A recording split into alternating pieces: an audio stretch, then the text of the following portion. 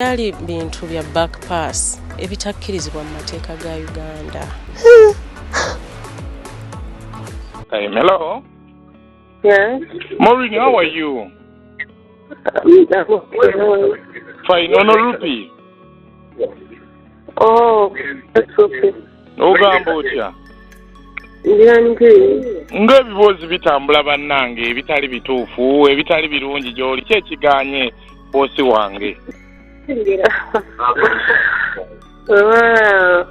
Ebitowe bibeera. Oliwa? Wange? Ntebe ndooza netwaka. Oli ntebe sayidi? Lwaki oli mu ntebe? Mbadde nyinza okuyita ayitamu sinatuuka mu ntebe naye mbadde ndooza. Mbadde nyinza okuyita akufuna kowayaawayamu ku interview akufuna atya? So kyaliwo nze bambeeko brief background nze ojja kwogera ku radio just abantu jja bawayo ka bite ku radio. Basically, as a parent, at the end, to just see my child and then must have a for the weekend. Basically, that Omwana abeera ayagala kubeera naye all the time. Awo kiri fine kiteredde kati. Kati nengenda munakomeza okumugamba nti mbereko naye for the weekend. Kati n'agaana, then I insisted. I should stay there wemanga kiza mutwala. So kati nekimunyiiza ekyo nayagala to pull me out of the house. But pulling home, of course, I resisted. When I resisted, Nathan manhandled me and beat me up there. Yeah, so basically, Kava Kumwana. Because Madam in a baby on one or Muyaka. Okay. Over the night for how long? Omwana ine myaka 8. So what did the captain Kasami myaka 8? Yeah. Not as husband and wife. Really about Gamazala mwana. The parents, co-parents. So ekirese embeera eno kyekyokuba nti kati yakumanhandling olwokuba nti ogenza okulaba omwana. Yeah. Actually, yankubira ddala. It's a tricky situation kubanga omanyi saagala kukola mawulire nti because of it's not musical at all. It's not fun. It's a very delicate situation because it involves the well-being of a child. So awo wali ekira okitegeera. So mumbere no Maureen, did you report to police oba okirese bulesi? Oyagala kitambulira butambuliza ku mawulire n'ebisigadde? I did. Kubanga nakubira abapoliisi nga ndi kusiiri kwenyini. That stuff still happening. Yeah. So when did this happen? It happened last Friday. Last Friday. Then ate ebirala byenda bibadde bitambula stories ezivaayo nti mu mbeera y'okuba nti mwali wamu yakosanga embeera etaali ntuufu. Yali emabega etaali mu maaso. Kati ekyeza nga tuli face to face. Wasaagala tuleme kutegeeragana okitegeera.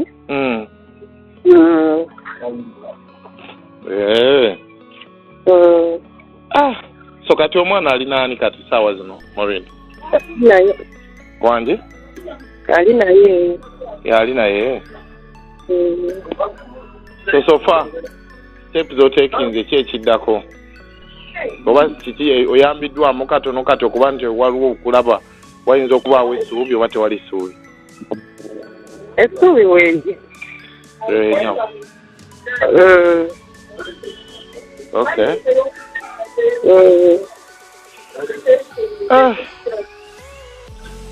So kati nkunoonyeeko di Maureen? kunoonya ku Sunday maybe. Sunday sawa ngameka. Afternoon. Bajja kuteekako obusente mufumbo nzere ekyo nkyogera lwatu ate bwe nkyogera abantu ne baddayo ne banninya kale gwe omukazi alabika obulungi bwokyo oba okitegeera tutwawule okyetegereza nkyetegereza tewali nze omuntu obamu kuba believingira mu freedom tewali mateeka gagamba nti olina kufumbirwa ku gino emyaka mu buno obudde era bannange bw'otabeera na mwami ng'oli mufumbo era bannange ogenda kufa oba nti kiki so concentration tugitunulye nti ekomyewo kati ku music music ate tewali agenda kunnemesa I understand kuba siri mufumbo so teri bino nti ate okomyewo leeti nedda nti tebakuggulirawo 2020 King of Analysis 2009 nengenda mu Tasker Project Fame n'abawala abalala babiri representing UG amidst the East African countries kuba bali balonda abantu basatu per country era nensobola representing Uganda paka ku finals so after that I was lucky and fortunate enough olwavaayo bwenti tewayitawo myezi gisukka mu esatu ate nenfuna hit song nga neyonze ku Fusion Band Entebbe wali ku Waterfront era abantu ne bampagira nnyo era nga abantu bava e Kampala yonna okujja okulaba omuwala eyayimbye akasengejja ekyo ne kironkinga nnyo bandi eyo ne kigiwa ettutumu n'erinnya ebiseera bya let me pursue my passion era yenze bwe mulaba wano nga naye okusoma nasomako wayitayo njagala tutune Tasker Project Fame project eze musical wovaayo Tasker Project ovuddeyo tutunuulira musical career etandika ani akukwatako before akasengeja kagira mu Fusion Band kagira mu Fusion Band mwattu twali tutandika butandisi omu director waffe n'abeera nga amanyi nnyo ebinyuma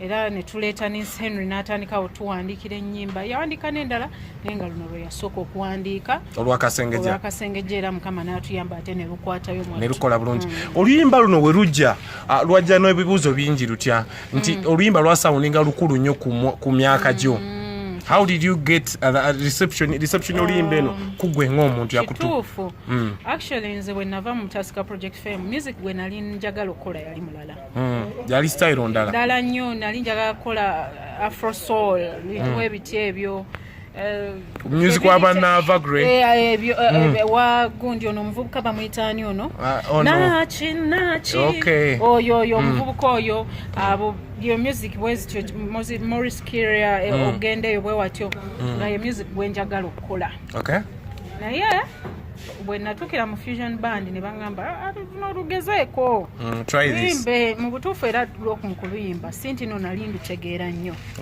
ne style nali sigitegeera era n'okuluyimba kyanzibuwalira actually nze nali namanyira nnyo okuyimba oluzungu mu kkanisa nga tuyimba ezo ennyimba eza Hill song ezo bwezityo naye ne bancoachinga even how to pronounce Luganda how to kugamba wali wa looking ng'abaana ba wannabe Yaman Pizzo Shule WhatsApp nga tuli eyo wetulyo not quite daddy kuzo mami zei perhaps ngira senta babino biri local zenze bezinyimbe ziri local fete tuziyimba shikati hani balunsulako asina kyakola nensi ye yalwana nange mu studio twa recordingirawo ew'omukulu President Bobby Fire Records oba Dream Studio Acid Dream Fire twa recordingira ne producer Pade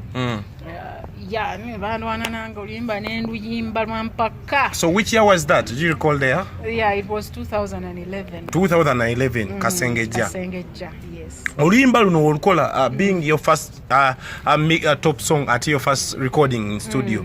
How was the experience and reception eri abantu? It wasn't my first recording in studio. Nalina recording akodde mirundi mingi. No kati eno yali style ndala. True that. Kubanga naimba edda nalinga nkole all sorts of music, funk, garage, name it, techno. Kati it was a very fresh experience era yansumbuwa nnyo nga bangamba yimba bwoti. ebyo ekigambo tebakiyogera bwe batyo byamu ebyo bijemu ebyo bya luzungu nnyo tebigenda kukola kye twagala in fact nina ne producer omu eyalwananga nange ennaku zino kati muyimbi mututu